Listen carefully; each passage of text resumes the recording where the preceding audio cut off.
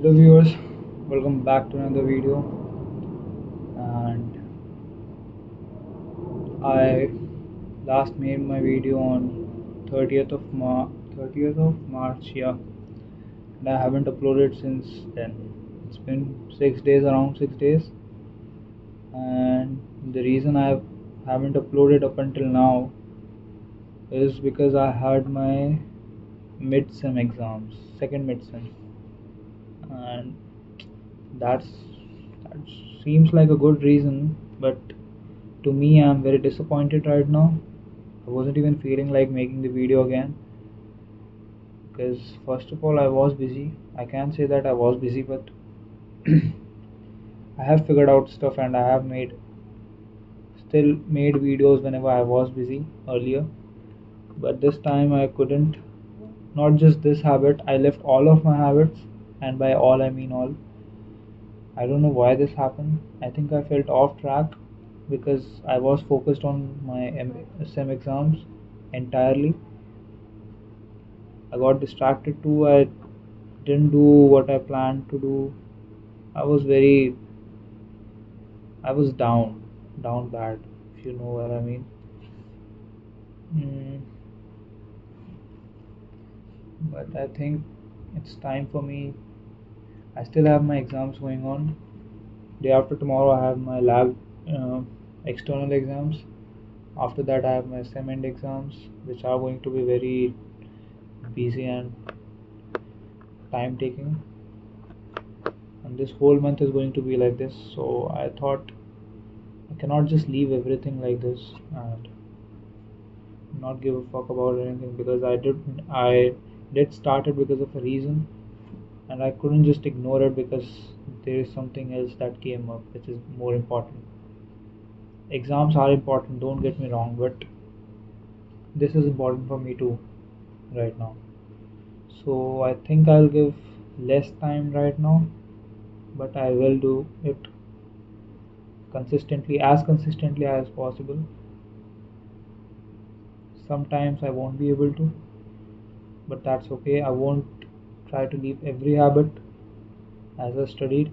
I'll do even a little bit, but I'll do it the whole day. I'll take out time for it. I have time, but I don't. I think I don't have. I don't just get stressed over exams. That's why I think fell off track. I won't repeat the mistakes again. I think I've learned from my mistakes, and I think I'll do better from tomorrow. Mm.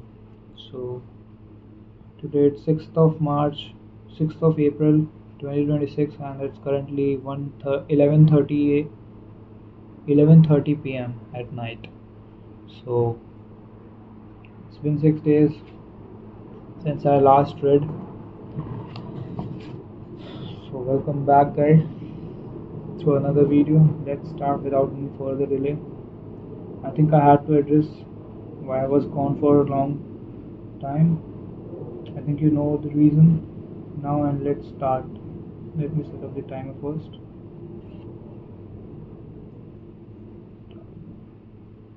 I think I'll reduce the time by from 20 minutes to 10 minutes because I don't think I'll be able to give as much time as I have been giving earlier. So I'll give around 15 minutes to reading. Yeah. hmm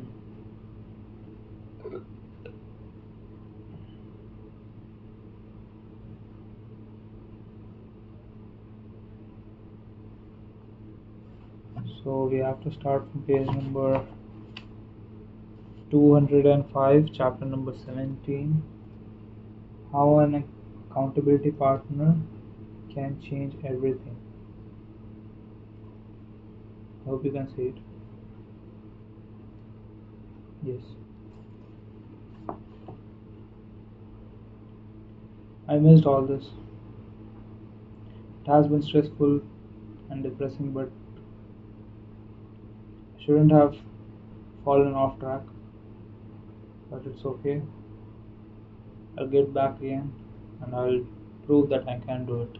Or anyone can do it. If I can, then anyone can do it, guys. Believe me. I haven't done it still yet. I have a long way to go. But we'll figure out together. And let's start the timer. Yeah, 15 minutes, guys. How an accountability partner can change everything. After serving as a pilot in World War II, Roger Fisher attended Howard Law School, and spent 34 years specializing in negotiation and conflict management. He founded the Harvard Negotiation Project and worked with numerous countries and world leaders on peace resolutions, hostage crises, and diplomatic compromises.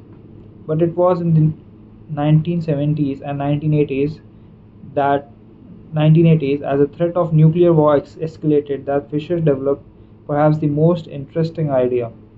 At the time, Fisher was focused on designing strategies that could prevent nuclear war, and had noticed a troubling fact. Any sitting president would have access to launch code that could kill millions of people, but would never actually see anyone die because he would always be thousands of miles away. My suggestion was quite simple. He wrote in 1981, put that nuclear code number in a little capsule, and then implant that capsule next to the heart of a volunteer. The volunteer would carry with him a big heavy butcher knife as he accompanied the president. If the president ever wanted to fire nuclear weapons, the only way he could do so would be for him first, with his own hands, to kill one human being. The president says, George, I'm sorry, but tens of millions must die. George, I'm sorry, but tens of millions must die. He has to look at someone and realize what death is, what an innocent death is. Blood on the White House carpet, its reality brought home. When I suggested this to friends in the Pentagon, they said, my God, that's terrible. Having to kill someone would distort the president's judgment. He might have he might never push the button. Throughout our discussion of the fourth law of behavior change, we have covered the importance of making good habits immediately satisfying. Fisher proposed an inversion of the fourth law: make it immediately unsatisfying. Just as we are more likely to repeat an experience when the ending is satisfying, we are more likely to avoid an experience.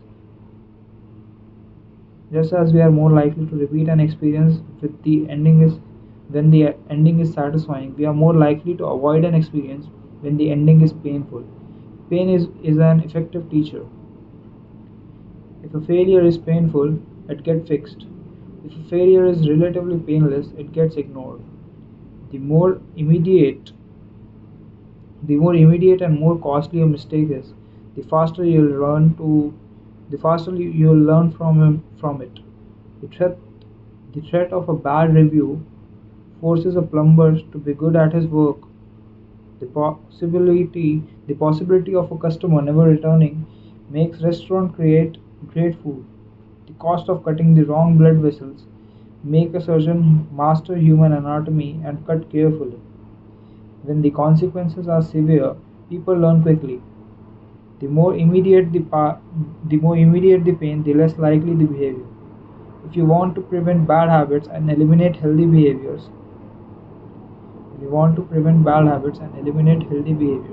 then adding an instant cost to the action is a great way to reduce their odds.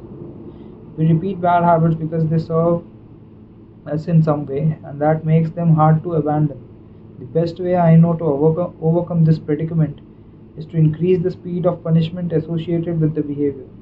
There can't be a gap between the action and the consequences. As soon as action incur an immediate consequence, begins to change. An immediate consequence, behavior begins to change. As soon as actions incur an immediate consequence, behavior begins to change. Customers pay their bills on time when they are charged a late fee. Students show up to class when their grade is linked to attendance. Will jump through a lot of hoops to avoid a little bit of immediate pain. There is a lot there is of course a limit to this. If you are going to rely on punishment to change behavior, then the strength of the punishment must match the relative strength of the behavior it is trying to correct. To be productive, the cost of procrastination must be greater than the cost of action. The cost of procrastination must be greater than the cost of action. To be healthy, the cost of laziness must be greater than the cost of exercise. Getting fined for smoking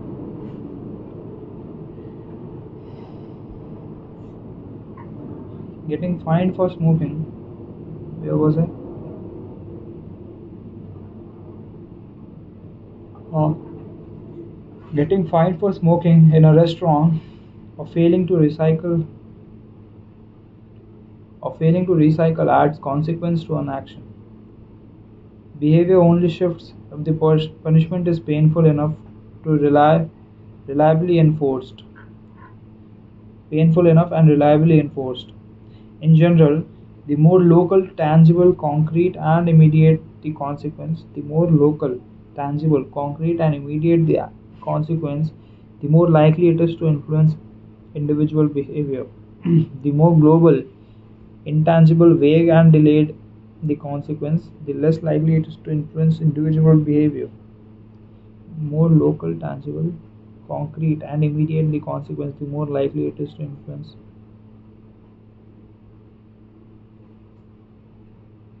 individual. The more global, intangible, vague, and delayed the consequence, the less likely it is to influence individual behavior. Okay. Thankfully, there is a straightforward way to add an immediate cost to it to any bad habit. Create a habit contract. The habit contract. The first seatbelt law was passed in New York on December 1, 1984. At the time, just 14% of people in the United States regularly wore a seatbelt. But that was all about to change. Within 5 years, over half of the nation had seatbelt laws. Today, wearing a seatbelt is enforceable by law in 49 of the 50 states. And it's not just the legislation, the number of people wearing seatbelts has changed dramatically as well. In 2016, over 88% of Americans buckled up each time they got into a car. It's just over 30 years In just over 30 years, there was a complete reversal in habits of millions of people. Laws and regulations are example of how governments can change our habits by creating a social contract. As a society, we collectively agree to abide by certain rules and enforce them as a group. Whenever a new piece of legislation impacts behavior, seatbelt laws, banning smoking inside restaurants, mandatory recycling, is an example of social contract shaping our habits. The group agrees to act in a certain way. If you don't follow along, you will be punished. Just as government uses laws to hold citizens accountable, you can create a habit contract to hold yourself accountable. A habit contract, a verbal or written agreement in which you state your commitment to a particular habit and the punishment that will occur if you don't follow through. Then you find one or two people to act as your accountability partners and sign off on the contract with you. Then you find one or two people to act as your accountability partners and sign off on the contract with you. Brian Harris, an entrepreneur from Nashville, Tennessee, was the person I saw put this strategy into action. Shortly after birth of his son, Harris realized he wanted to shed a few pounds. He wrote up a habit contract between himself, his wife, and his personal trainer. The first version read, Brian, number one objective for question one of Q1 of quarter one of 2017 is to start eating correctly again so he feels better, look better, and is able to hit his long-term goal of 200 pounds at 10% body fat. Below the statement, Harris laid out a roadmap for achieving his ideal outcome. Phase 1, get back into a strict low carb diet in quarter 1. Phase 2, start a strict macronutrient tracking program in quarter 2. Phase 3, refine and maintain the details of his diet and workout program in quarter 3. Finally, he wrote out each of the daily habits that would get him to his goal. For example, writing down all food that he consumes each day and weigh himself each day. Write down all food that he consumes each day and weigh himself each day. And then he listed the punishment if he failed. If Brian doesn't do these two items in the then the following consequences will be enforced. He will have to dress up each work day and each Sunday morning.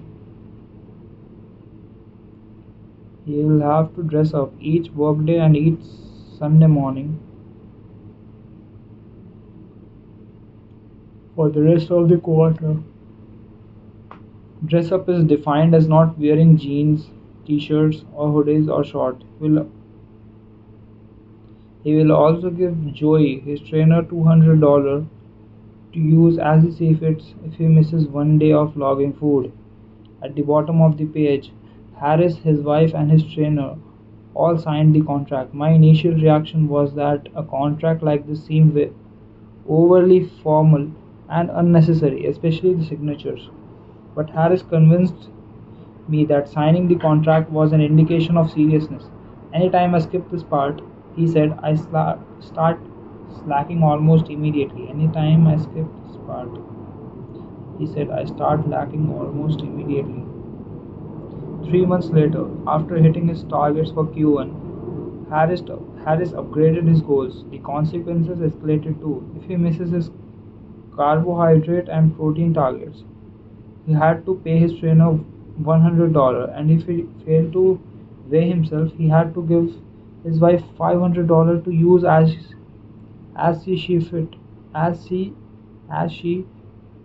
saw fit. Perhaps most painfully, if he forgot to run sprints, he had to dress up for work every day and wear an Alabama hat for the rest of the quarter, the bitter rival of his beloved Auburn team. The strategy worked, with his wife and trainer acting as accountability partners, and with the habit contract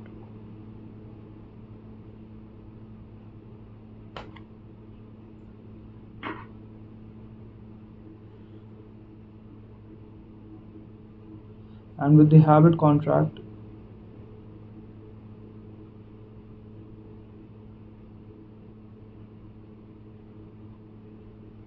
clarifying exactly what to do each day, Harris lost the weight.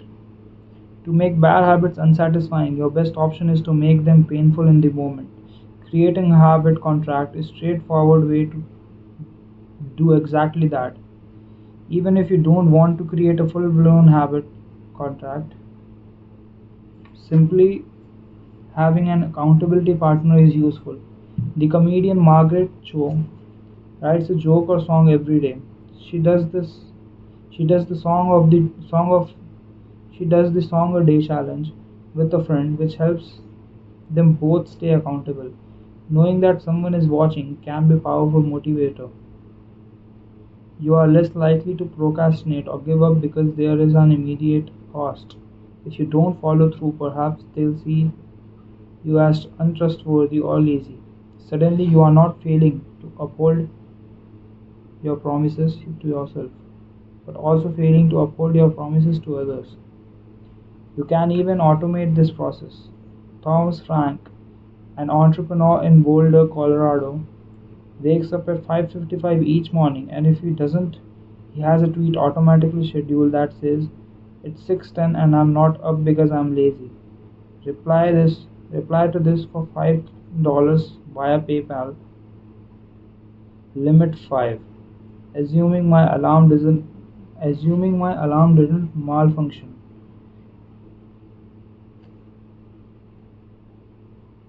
Assuming my alarm didn't malfunction. We are always trying to present our best selves to the world. We comb our hair and brush our teeth and dress ourselves carefully because we know these habits are likely to get a positive reaction. Because we know these habits are likely to get a positive reaction. We want to get good grades and graduate from top schools to impress potential employers and mates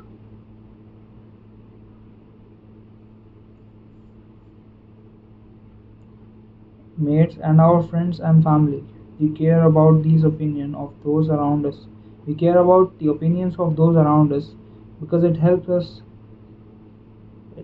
if others like us. This is precisely why getting an accountability partner or signing a habit contract can work so well. Chapter summary.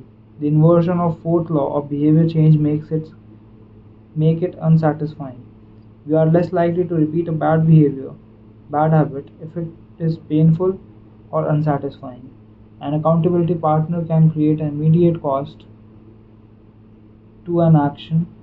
We can deeply we care deeply about what other thinks of us, and we don't want others to have a lesser opinion of us. A habit contract can be used to add a social cost to any behavior. It makes the cost of violating your promise public and painful. Knowing that someone else is watching you can be a powerful motivator. Okay, that's it for today, guys. I think our timer went off around 2 minutes ago. We completed this chapter. We are on page number 211. We completed up to page number 211, and we have to start from advanced tactics from tomorrow. Hopefully, most probably, I'll make video tomorrow. I'll not miss tomorrow. This is the chapter we are going to start tomorrow.